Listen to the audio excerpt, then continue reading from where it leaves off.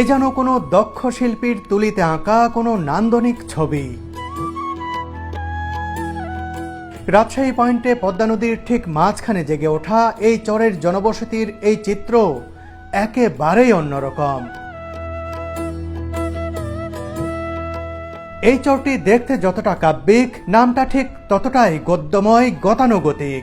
যেহেতু নদীর মাঝখানে চরটির অবস্থান, তাই নাম হয়ে গেছে মিডিল চর। মূলত চরখানপুর তথা চরখিদিরপুরের ভাঙন কবলিত মানুষদের একাংশই এখানে গড়ে তুলেছে বসতি। এখানকার এক একটি বাড়ি যেন এক একটি খামার, আর বিস্তীর্ণ সবুজ মাঠ যেন অগণিত গবাদি পশুর অভয়ারণ্য।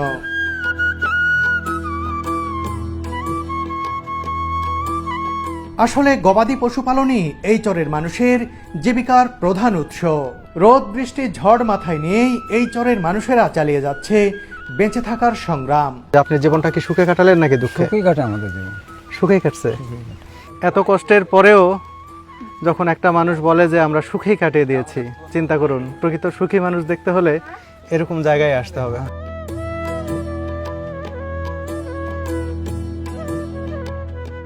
আজল ভাই, আপনার ছাতা রাখার স্টাইলটা তো হেভি লাগতেছে। হ্যাঁ, ঘটকালি করতেন নাকি কখনো? না ভাই, এরকম সারা কালি এরকম ভাবে বেড়ায়।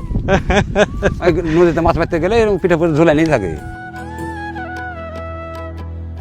চরখানপুরের আজিজুল ভাইকে সাথে নিয়ে আজ আপনাদের ঘুরে ঘুরে দেখাবো এই মিডিল চর।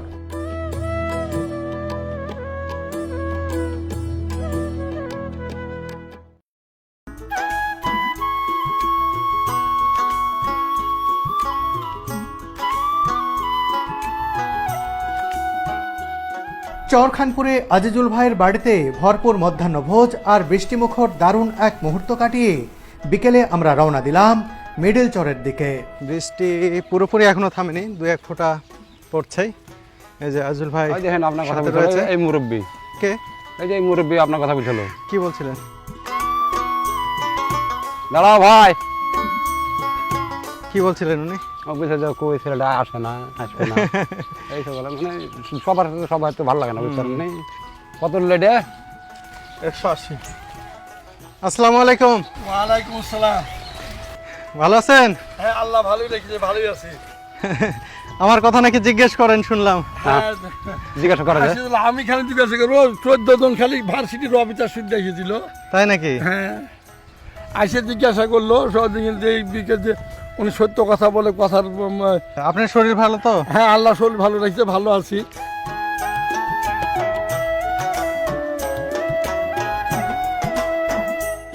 আজিজুল ভাই আমাদেরকে মিডিল চরে নিয়ে যাবেন, যে পদ্মা নদীর মাঝে একটি চর গড়ে উঠেছে।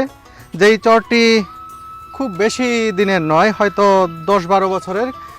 চরখানপুর ভাঙতে ভাঙতে যখন একেবারেই শেষের পর্যায়ে চলে এসেছে, তারপরেই মানুষজন মিডিল চরে গিয়ে থাকা শুরু করেছে। আজিজুল ভাই, আমি কি ভুল বললাম? না না, ঠিকই, এটাই রাইট। মিডল চরের বয়স কতদিন হলো? ওই 10-12 বছর এরকম। ওইরকম আমি যেটা বললাম সেটাই। হ্যাঁ, ওইখানে কে থাকে আপনার? ওখানে আমার বোন আছে। বোন আছে? যাওয়া হয় মাঝে সাঝে? হ্যাঁ।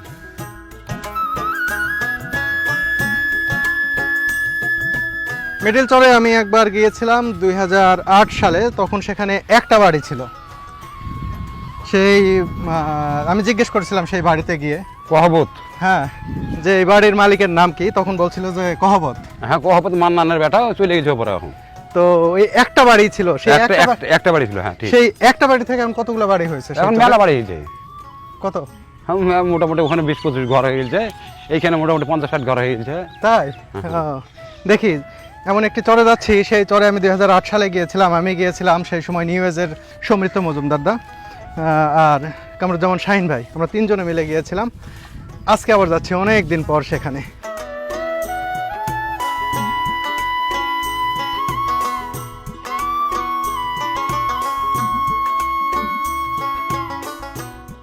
হাঁটতে হাঁটতে আমরা চলে এলাম নদীর তীরে। সামনের একটি ঘাটে কোরবান ভাইয়ের নৌকা বাঁধা রয়েছে, সেই নৌকায় করেই আমরা যাব মিডিল চর।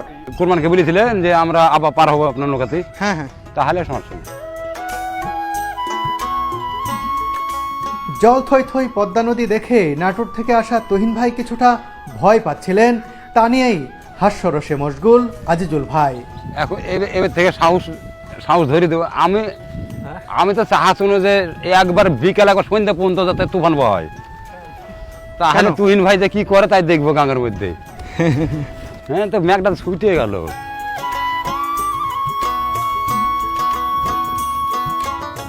এই মুহূর্তে নদীর ধারে কেউ পাটের আঁশ ছাড়ানো, আবার কেউ বা নৌকা মেরামতে ব্যস্ত সময় কাটাচ্ছেন। চরখানপুরের কর্দমাক্ত পথে হাঁটতে থাকলাম আজিজুল ভাইয়ের পিছু পিছু। কিছু দূর এগিয়ে যেতেই দেখতে পেলাম নৌকার মাঝি কোরবান ভাইকে। বাড়িতে কি আছে কি আছে বাড়িতে? ও কোরবান ভাই, বাড়িতে গেলে তুই খাই আসা হয়তো না কি আছে গো ভাই? বলে খাওয়াতে বলে কি আছে গো ভাই, এমনি যাইয়ে এই পাড়াটা ধরবো, এই পাড়াটা একটু ধরে অমনি আমার সিনেমা পাড়ে দিয়ে বাড়ি এমনি সোজা। কোরবান ভাই খাইছেন? হ্যাঁ, আবার খাওয়া দাওয়া করছি ভাই।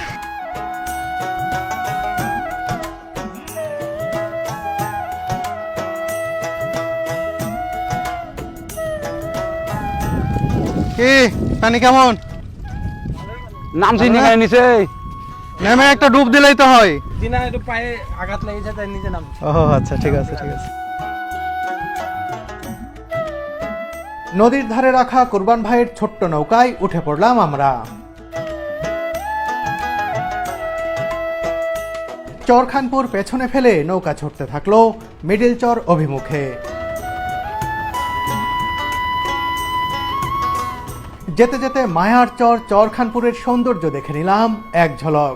নদীর ধারে চড়ে বেড়ানো মহিষের পাল দেখতে দারুণ লাগছে।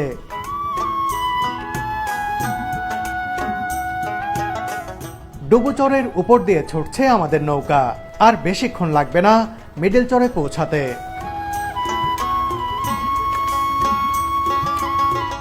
রাজশাহী শহর আর চরখানপুরের অনেকটা মাঝামাঝি জায়গায় মিডিল চরের অবস্থান। তাই মিডিল চরে যাওয়া মানে রাজশাহী শহরের দিকে অর্ধেক পথ এগিয়ে থাকা। চলতে চলতে আমরা চলে এলাম মিডিল চরের অস্থায়ী ঘাটে।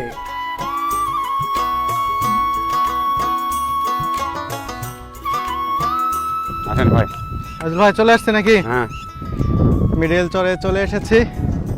এখান থেকে কিছু পথ আমাদের হাঁটতে হবে। হাঁটলেই মিডিল চরের বাড়িঘরের কাছে পৌঁছে যাব। ওই যে দেখুন বাড়িঘরগুলো দেখা যাচ্ছে। আজিজুল ভাই, নৌকা কি এখানেই থাকবে? এখানে আবার আমাদের আসতে হবে না? আবার এখানে আসতে হবে, তাছাড়া তো এই জঙ্গল ভেঙে আবার কোনো হ্যাঁ হ্যাঁ। আচ্ছা, মিডিল চর কি এই পদ্মা নদীর মাঝে চর? একবারে মাঝে, এই জন্য মিডিল চর। এটা মিডিল চর। এই দেখেন এই একটা, ওই দেখেন একটা দেখতেছেন নদীর ওই পারে, হ্যাঁ হ্যাঁ হ্যাঁ হ্যাঁ ওইখানে একটা গ্রাম, আবার দেখেন আর একটা গ্রাম, আছে এখানে একটা গ্রাম। মোটর মানে এটুকুর ভিতরে 4টে গ্রাম। এই চারটা কি মিডিল চর? 4টে মিডিল চরে, খালি পাড়া ভিন্ন নাকি? পাড়া ভিন্ন। সব বসত ছিল আমাদের এখানে, সব যতই পাড়া যা আছে, হ্যাঁ হ্যাঁ। ওই গ্রাম এই গ্রাম 10 নম্বর এইগুলা যা আছে সব আমাদের খানপুরের ভিতরে ছিল। সব ভাঙনে সব নিলাম হয়ে কে কিন্তু চলে গেল।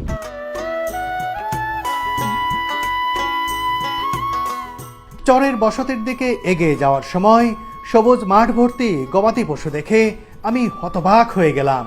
অজস্র গরু, ছাগল আর ভেড়া চড়ে বেড়ানোর এমন দৃশ্য সত্যি মনোমুগ্ধকর।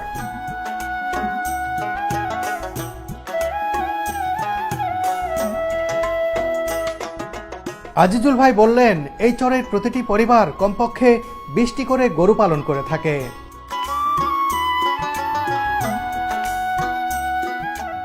এই মুখ তাকান, এর মধ্যে যা দেখবেন একবার ওখান থেকে তাকান, এই পানির ওপার থেকে শুধু ওই দেখেন গরু সব যা দেখছেন সব গরু সাদা সাদা যা লাগছে পানির ওই পারও শুধু। হাজার হাজার গরু তো। হ্যাঁ, এগুলা গরু কার? এই আমাদের এখানকার লোকেরই। মানে এক মানুষের তো না? না, কত জোড়া? এক হাজার, কার হাতে 20টা আছে, কার আছে 10টা, কার আছে 50টা, কার আছে 100, এরকম 100 গরু মালিক? 100 150 পর্যন্ত আছে। তাই নাকি? হ্যাঁ। তাহলে তো তারা অনেক বড় লোক। হ্যাঁ, চরেই থাকে? চরেই থাকে। তাদের বাড়ি ঘর তো ইটের দেখে না? না না, ওই পারে বাড়ি করেছে ওরা, ওই বারে করছে, কিন্তু এখানে গরু পালন করে। ওই গরু পালন করে, এখানে ব্যবসা।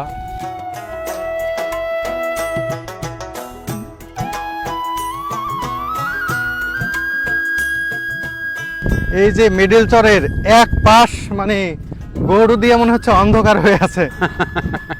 অন্ধকার বললে ভুল হবে, সাদা গরুই বেশি। মানে গরু দিয়ে ও পাশটা মনে হচ্ছে তিল ধারণের ঠাঁই নেই এরকম, এত গরু, হাজার হাজার গরু। আরে বাবা, ওই যে দেখাইছে ওই পাড়াটা, ও কে থাকে ওখানে? ওই যে আর ওখানে থাকে আমার বোনেরা। যাবো না একটু আপনার বোনের বাড়ি? হ্যাঁ, যে যাওয়ার কাছে নৌকা নিয়ে ওখানে বেড়াবো। আচ্ছা আচ্ছা, ঠিক আছে। এই চর থেকে আমরা যাওয়ার সময় আজুল ভাইয়ের বোনের বাড়ি দেখে যাবো ওই পাড়ায়, সেটাও মিডল চরে।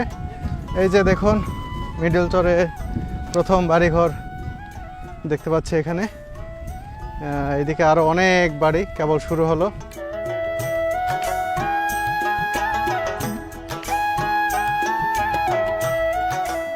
এ যেন কোনো দক্ষ শিল্পীর তুলিতে আঁকা কোনো নান্দনিক ছবি।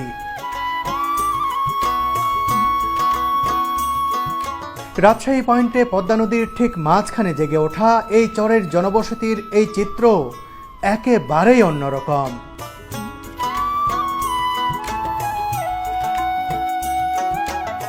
এখানে দেখতে পাচ্ছি যে গোবর শুকিয়ে তারা রেখেছেন। এগুলো কি বিক্রি করে নাজুল ভাই? বিক্রি করে, আবার জাল দেয় বাড়িতে, বাড়িতেও ব্যবহার করে আবার বিক্রিও করে দেয়। বিক্রিও করে দেয়। এখানে কি পানি উঠে এখন? পানি আজ 2-3 বছর থেকে উঠেনি। ওঠেনি, না, কারণ ধীরে ধীরে স্থায়ী হচ্ছে এই জায়গাটা। ধীরে ধীরে স্থায়ী হচ্ছে।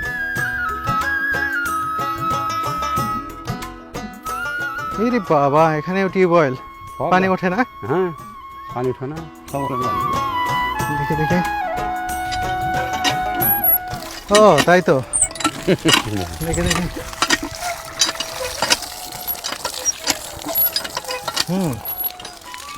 পানি অতটা টেস্টি না, অতটা সুমিষ্ট না, কিন্তু পানি উঠছে এই তো। ওটাও গোয়াল ঘর, যেগুলো দেখেন আলাদা, সেগুলো গোয়াল ঘর। গোয়ালঘর না? হ্যাঁ। আর এই চরে গাছপালা হয়নি কেন? গাছপালা মানে এইসব জায়গাতে মানে এদালিঙ্গে সব চলে আসে না, হ্যাঁ হ্যাঁ। মানে এসে মানে তলে তো খালি বালু। ও এখন এই জায়গাটা করতে হলে খাটা লাগবে, মানে মানে গর্ত করতে হবে, করে এক করে করে ওই পাশ থেকে মাটি লিখে ডালতে হবে, আচ্ছা, এই গাছ তো হইলেও এখানে থাকবে না, পড়ে যাবে, তাই তো? ভরে যাবে। বন্ধুরা দেখুন, প্রত্যেকটা বাড়ি এখানে সেপারেট, আলাদা আলাদা করে। এই বাড়ির চারপাশে দেখবেন যে খড়ের গাদা রয়েছে, গোয়াল ঘর রয়েছে, একেবারে ওটা মসজিদ আলাদা আলাদা। কোনটা মসজিদ? এই যে মসজিদ। ও, এখানে একটি মসজিদ দেখতে পাচ্ছি, ওই যে এই চরের মসজিদ। মসজিদটাও কিন্তু বাড়ির মতোই, এই যে ছন দিয়ে, তারপরে এই উলু খাগড়া দিয়েই তো তৈরি করছে। হ্যাঁ, শহরের জায়গাতে আপনার টিনের ঘর করা থেকে না করাই ভালো। হ্যাঁ হ্যাঁ। মানে টিনের বেড়া টেড়া দেওয়া মানে মানে কখন এই ঝড়ে পাক দিয়ে ফেলে দিবে, কাইটে কুইটে 12 বাট হয়ে যাবে। আর খেড়ের বেড়া কিন্তু শর্ট করে লড়ে না, ও আচ্ছা, মানে খেড়ের বেড়াতে মানে বাস করে আরাম, টিকসই হয়। টিকসই, মানে ঝড়ে মানে উপরাই কম, একটু পুঁতে দিতে হয়। আচ্ছা,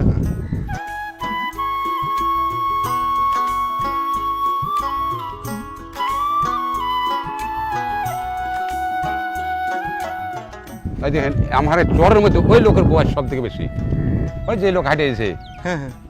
100 পার হয়ে গেছে। তাই নাকি? ওর নাম হলো বানু, আমার বাসার কাছে আগে আগে আমার বাসার কাছে ছিল। ভাঙনে যখন ভেঙে গেল তখন সব শূন্য বিচ্ছিন্ন হয়ে গেল। আমি যে চরে আসলাম, এটা মনে হয় এই চর কি, যেটা কহবতের বাড়ি, এই চরে? হ্যাঁ, ওই ওখানে ছিল। ও, এখন আর নাই? না, চলে ওই পারে চলে গেছে। ওই পাশে। আসসালামু আলাইকুম। এই ভাইরা এসেছে। মোহাম্মদ তাহসেন আলী আঙ্কেল, ওনার দোকান হচ্ছে এই যে এটা। তো দোকানটা বন্ধ রেখেছেন, চলে না? চলে, ক্যাশ পাতি সেরকম নাই তো, এখন চালাই না সেরকম। এই চরে কতদিন ধরে আছেন? আমি জন্মই আমার চলে। চরে জন্ম বুঝলাম, মিডল চর তো বেশি দিনের না। না, এখানে 5 বছর থেকে 5 বছর। এর আগে কোন চরে ছিলেন? ওই নিচে ছিল, নিচে কোন জায়গায়? ওখানে ছিল আপনার নদীর ধারে। আচ্ছা, তার আগে? ও তার ছিল খিদিরপুর। আচ্ছা, খিদিরপুর ভেঙে গেল তখন ওখানে আমি, ওখান থেকে আবার এখানে। খিদিরপুর মানে চরখানপুরের ওদিকে ছিলেন আর কি। আচ্ছা, সারা জীবনে তো এতবার জায়গা বদল করলেন? হ্যাঁ, বহুবার। একবার থাকলেন খিদিরপুর অর্থাৎ চরখানপুরের দিকে। আমার বয়সে ধরেন 7-8 বার ভাঙাচোরা হয়েছে। 7-8 বার। কষ্ট না? কষ্ট না, জীবনটাই তো কষ্ট হবে। এটা কি করে সম্ভব যে একটা মানুষ এতগুলো জায়গা চেঞ্জ করলেন? মানে এক চর থেকে আরেক চর, আরেক চর থেকে আরেক চর, এই এতগুলা যে আপনি একটা জীবনে চেঞ্জ করলেন, আপনার জীবনকে কেমন মনে হলো যে একটা মানুষ এই দুনিয়াতে আসলেন, এসে এই যে একটা বাস্তবতার মুখোমুখি হলেন, এটা আপনার কাছে কি মনে হয় যে আপনি জীবনটা কি সুখে কাটালেন নাকি দুঃখে? সুখই কাটে আমাদের জীবন, সুখেই কাটছে। এত কিছুর মধ্যেও সুখ পেলেন সুখ পেলাম না। কেন বলেন তো? এটা আমাদের সুখ, টাউন টাউনে আমরা চৈতে ফিরে পারবো না। তাহলে আমরা এখানে যে আবাদ পানি করি, গরু বাছুর আছে, ওতে আমাদের সুখ। তাই না? হ্যাঁ। কিন্তু আমরা তো দেখি যে অনেক কষ্ট আপনাদের, এই কষ্টের মধ্যে সুখ কষ্ট খুঁজে নেন বলতে কিভাবে? বন্যা এলে এখন আপনার ডিবি টিবি গেলে একটু কষ্ট, বাড়িঘর ভাঙচুর হয়। বর্ষা এলে আপনার ধরুন ভাঙন হলে ভেঙে গেলে আবার কোনটা কোন আমাদের কষ্ট, তাছাড়া আর আমাদের কি? জীবনটাই চলে গেলো এরকম। এত কষ্টের পরেও যখন একটা মানুষ বলে যে আমরা সুখেই কাটিয়ে দিয়েছি, চিন্তা করুন, প্রকৃত সুখী মানুষ দেখতে হলে এরকম জায়গায় আসতে হবে। আসলে আমরা সুখে থাকার পরেও সন্তুষ্ট হই না, মনে করি যে আমাদের সুখ নাই, আমাদের এই নাই, আমাদের সেই নাই। কিন্তু কোনো কিছু না থাকার পরেও মানুষ কিভাবে সুখী হতে পারে, নিজেকে সুখী বলে দাবি করতে পারেন, এরকম জায়গায় আসতে হবে। তার ছোট্ট একটি দোকান, এই যে দেখুন এই দোকানটি তিনি, এই দোকানটি তিনি খুলতে পারছেন না মালামালের অভাবে, যে তার কাছে সামান্য কিছু টাকা নেই যেটা দিয়ে তিনি দোকানটি চালাবেন। সে কারণে দোকান এইভাবে ভাঙাচোরা অবস্থায় পড়ে আছে, যে পুঁজি নেই তার কাছে। কিন্তু এই পুঁজি নেই, এই নেই, সেই নেই, এর মাঝেও কিন্তু তার সুখের কোনো অভাব নেই। সত্যিই এই যে আপনি নিজেকে সুখী মনে করছেন, সত্যি সত্যি কি? হ্যাঁ সত্যি। নদী ভর্তি পানি, টিউবওয়েলে গোসল করছেন, কেমন? গাছের গায়ে না? ভালো আছেন আপনারা?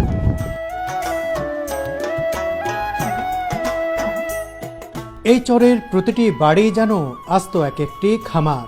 গ্রামীণ গৃহস্থ বাড়িতে যা কিছু থাকে, এই চরের প্রতিটি বাড়িতেই সেই কৃষি উপকরণগুলোর দেখা মেলে।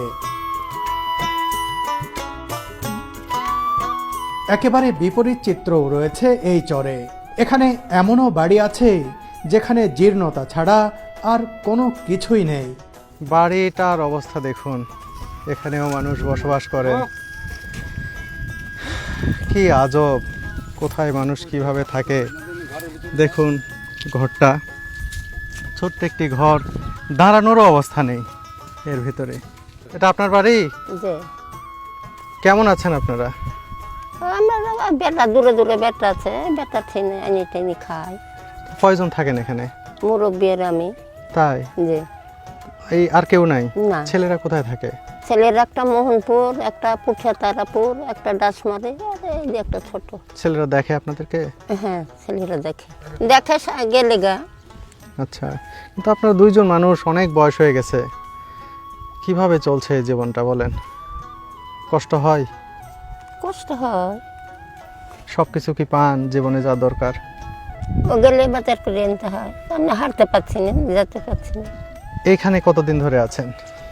এখানে 4 বছর হয়েছে না, 5 বছর। ঘর টর ঠিক আছে? বৃষ্টিতে থাকতে পারেন? বৃষ্টি থাকতে পারিনি। কেন? দেখিন টিন ভাঙ্গা, ঝড়ে উড়ে গেছে, যাই ওই ভাঙ্গা টিন সুমুখে।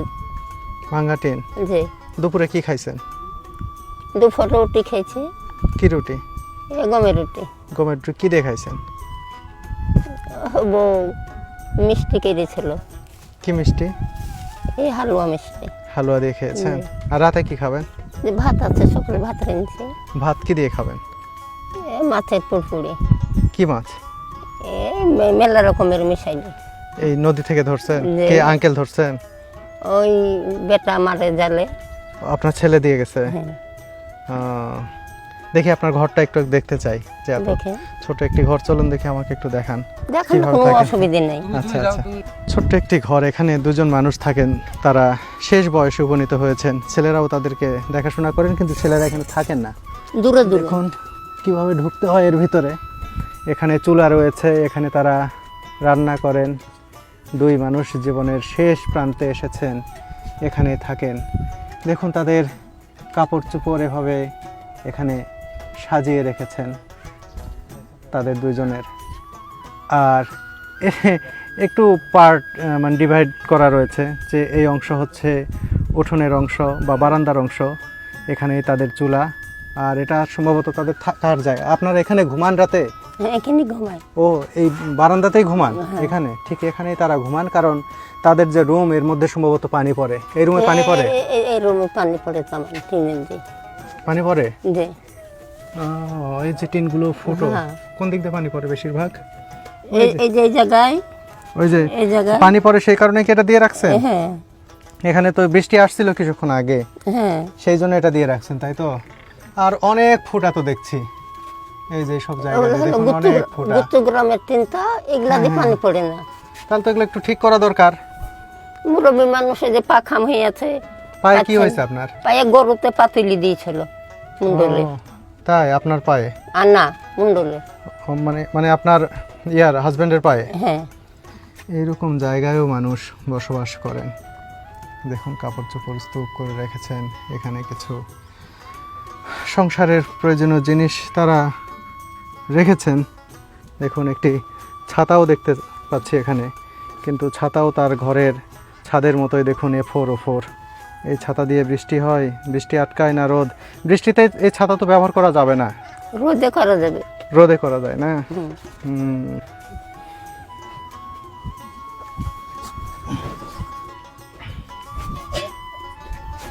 কত বয়স হয়েছে আপনার? এই 80-85 হবে। 80-85 বছর। চরেই জীবন কাটলো। সারি জীবন কাটলো। এই জীবনে কি সুখী? কি মনে হয় যে সুখী নাকি দুঃখী আপনি? দুঃখী ধরেন, কেন? ওই যে বেটারা দূরে দূরে যায়। ছেলেদের জন্য। ছেলেরা ইচ্ছা করে ছেলেদের কাছে থাকতে। হ্যাঁ, মুরব্বী যায় না, যে ডাসমাস্টার ছেলে ছেলাতে বিদেশে গেছে ডাকে। নাতিরা বলে না যে দাদা দাদি আসো একসাথে হ্যাঁ, থাকি? নাতি ডাকে, বিদেশ থেকেই ডাকে। তাই না? হ্যাঁ। তো এই শেষ বয়স আপনাদের ছেলেদেরকে বলেছেন যে বাবা আমরা তোমাদের সাথে থাকতে চাই? এই যে মুরব্বী যাইতে হয় না, ও আঙ্কেল যেতে চায় না? হ্যাঁ। কেন যেতে চায় না? আমি ও দেশে গেলে মরে যাবো তাই বলে। এই চর ছেড়ে যেতে পারবে না? হ্যাঁ। চর ছাড়লে মরে যাবে? হ্যাঁ। চিন্তা করুন, চরের প্রতি কত মায়া, অনেক মায়া না আঙ্কেলের চরের প্রতি? হ্যাঁ। চর ছাড়তেই পারবে না। তার ছেলেরা এই চরে থাকেন না, শহরেই তো থাকেন। হ্যাঁ। সেই শহরে এই খালাম্মা যেতে চান, কিন্তু আঙ্কেল কোনোভাবেই যাবেন না। না। তিনি বলেন আমি গেলে মরে যাব। হ্যাঁ। ইস, চর এত ভালো লাগে। এত ভালো লাগে। আপনি ওনাকে চিনেন? চিনি, আমার বাসা গড়ে বাড়ি ছিল। এনাদের এইরকম বেহাল অবস্থা আগে থেকে এরকম? ছেলে ফেলে হলো সব গালা হলো বদমাইশ। কথাটা সব বুঝতে পারছেন?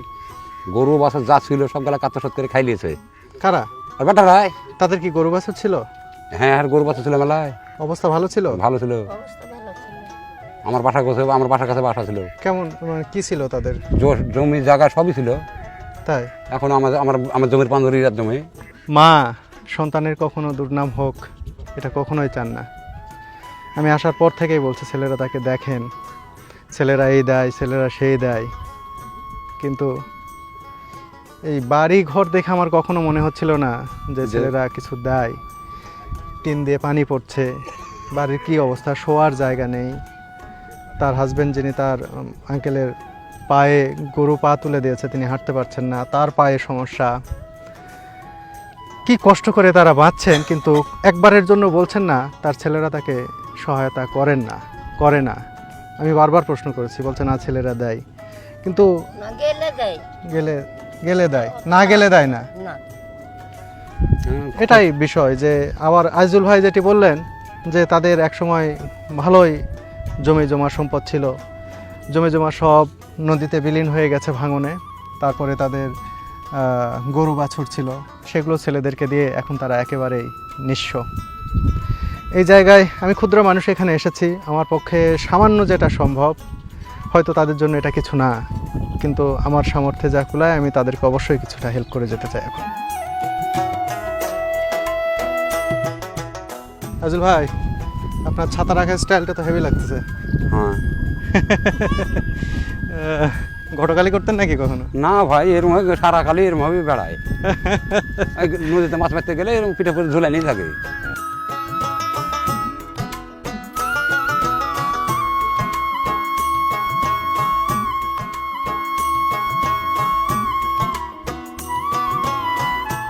আজিজুল ভাইয়ের বোনের বাড়িতে গেলে চরেই সন্ধ্যা নেমে আসবে, তাই সেখানে না গিয়ে সরাসরি রাজশাহী শহরের দিকে রওনা দেওয়ার সিদ্ধান্ত নিলাম আমরা।